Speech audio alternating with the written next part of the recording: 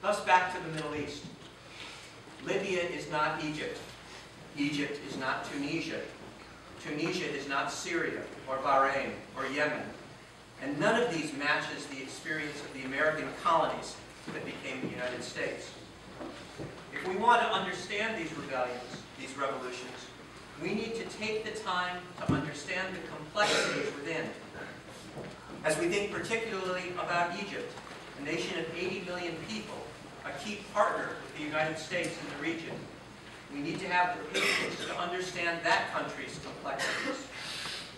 Some observers have commented that while President Mubarak is gone, the military still controls the country. Is that a bad thing? We need to think about that. What about the Islamic influence? What is the role of the Muslim Brotherhood?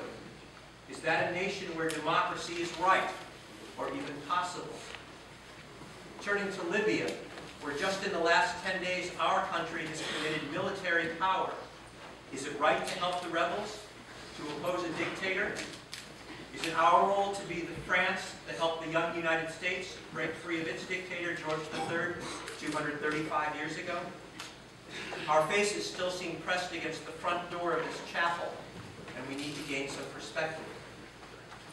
Perhaps the fact that news took several weeks or months to cross the Atlantic 2 centuries ago was not all bad, for all sides would have to make decisions at a more considered pace, as opposed to the daily, hourly, instantaneous flood of news that we face today that seems to demand instant action.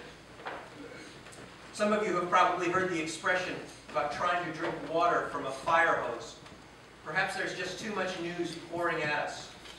But the world you live in today, and the world you boys will inherit, is not going back to some more quaint world of sending discharges by horseback or by ship.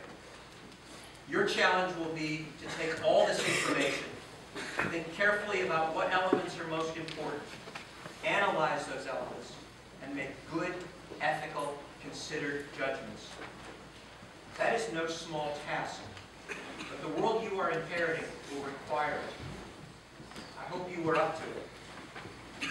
More importantly, I hope you care about it enough to take it on. The world will need nothing less, and perhaps even more.